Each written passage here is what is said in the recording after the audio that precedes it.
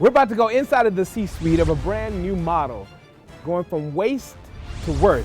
We're going to chat to Stacey Davidson about why this model is so important to the environment and to the future of South Africa. Hi, Stacey. Thank you so much. Hi, Timothy. I really appreciate you allowing us inside of your C-suite, and what an amazing space. You guys doing wonderful work. Yes, this is all of our black diamonds. Yeah, What was absolutely. waste before, that's become worth and really empowered. I love this idea of going from waste to worth, and it really sort of epitomizes your journey. A lot of people think that growing up in certain areas, there are a lot of, you're going to be a statistic, but you have proven that you can grow up in a humble background and become an extraordinary leader and a voice of leadership. Tell us about where you grew up. Well, I grew up in a close-knit family kind of community on the Cape Flats.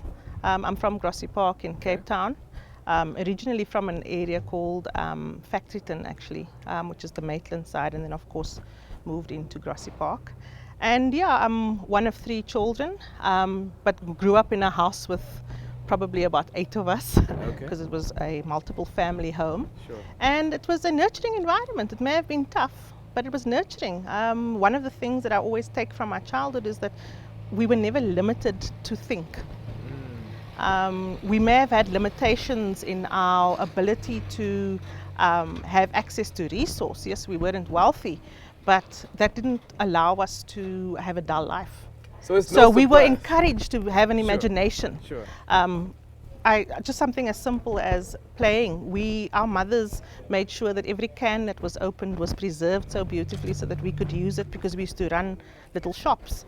And that's where some business skill is even coming into, or how we were framed in terms of business, playing with the shop and knowing about and creating a need for your siblings to actually buy your product and that type of thing. That's all part of educating you for life and preparing you for life.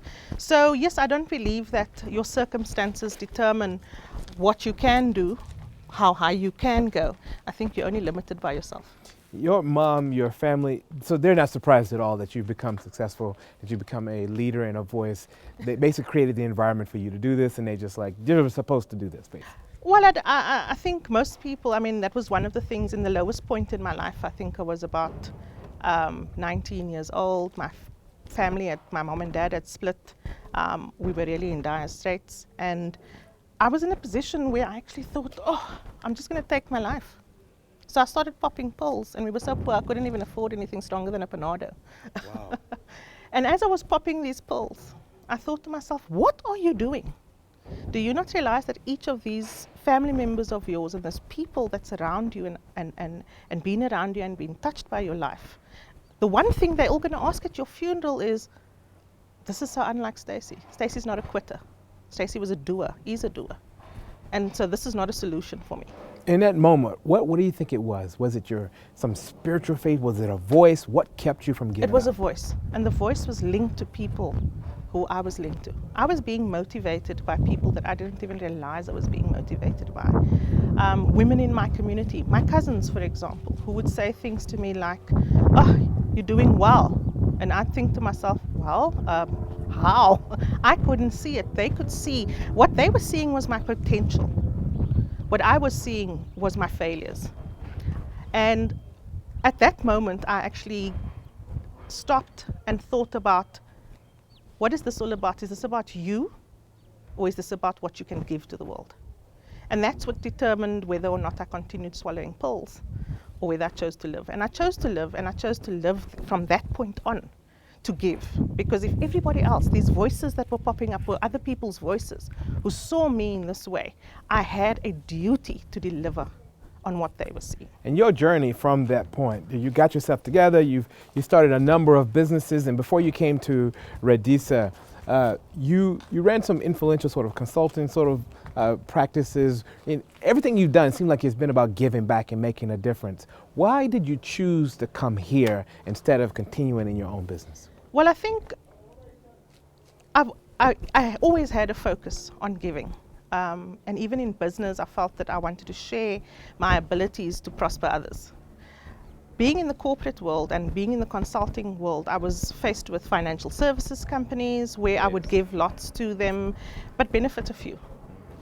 And that's why with the one consulting company, I started getting involved in environmental remediation.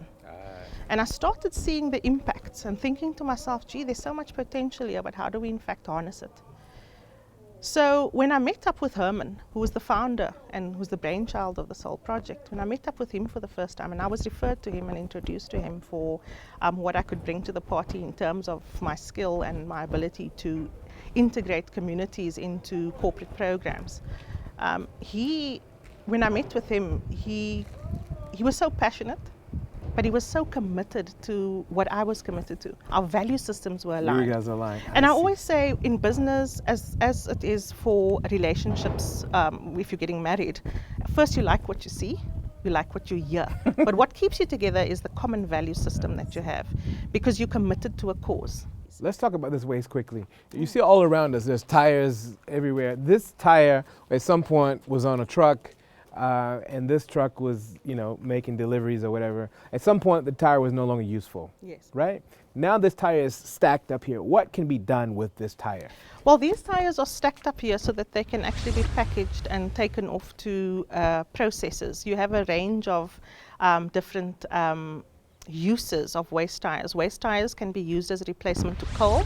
So that's an application we call tire-derived fuel, and we do supply some of the cement kilns in the country with this. And of course, by burning the tire instead of the coal, you're actually reducing the carbon footprint of the organization. So there are environmental benefits to using this form of waste as a fuel.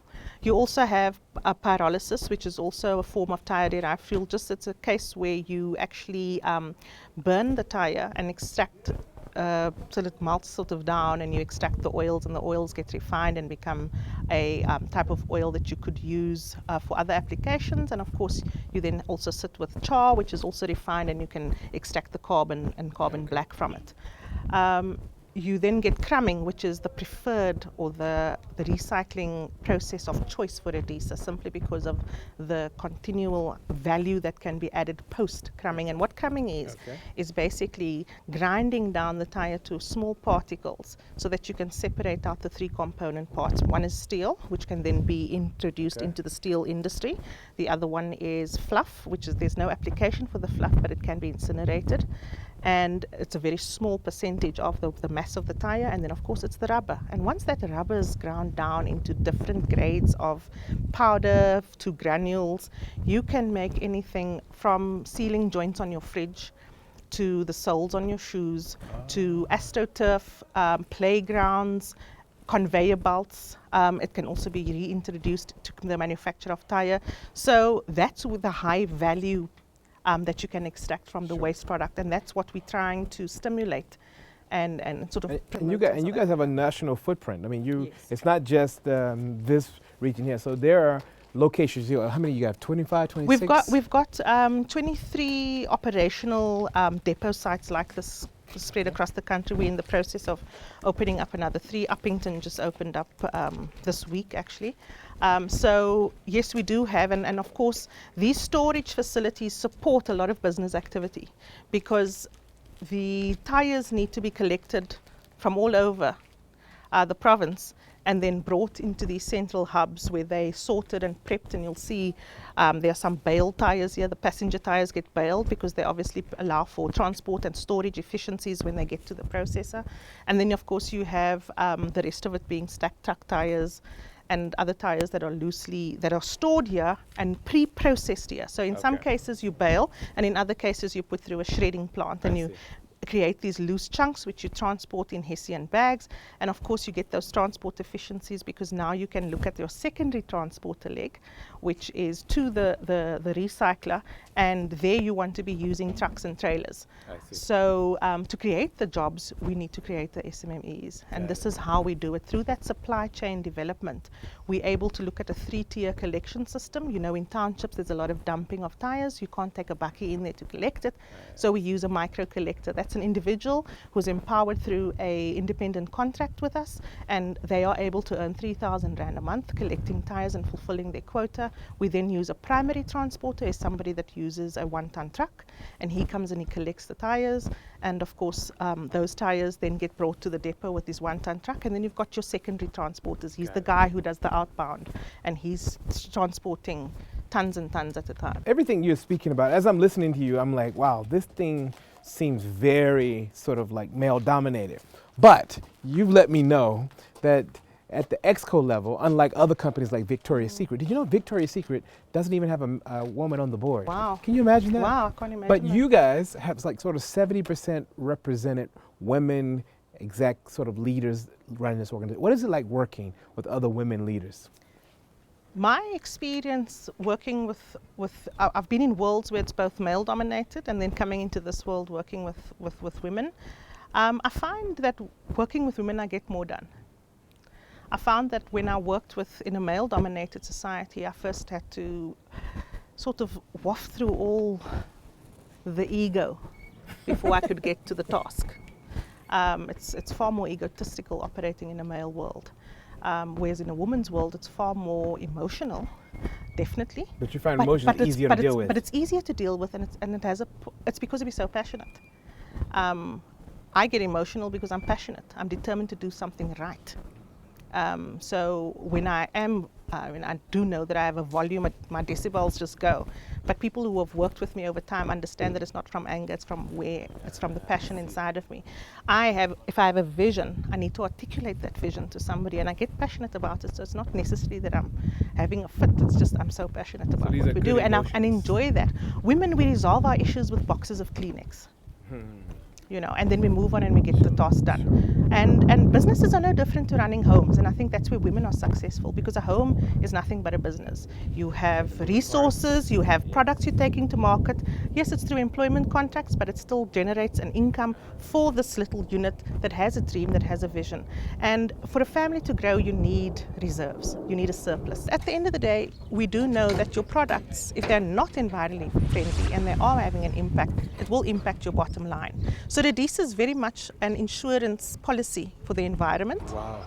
And we're saying that all products should in fact have this kind of environmental policy where you make provision for its end of life, and you use that funding to be applied to build industries that would be self-sufficient, sustainable, and be able to continue to drive this circular economy where we have a zero waste society. Wow.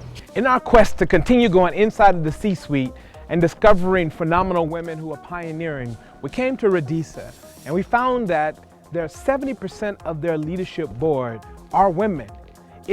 You would think this type of space is a space where men would dominate, but Stacey and her team are proving people wrong. And one of the things that I've learned is that if you give people a chance, they will blow your mind. The advice that she's given on this show is extraordinary. Continue following us on Inside of her C-Suite.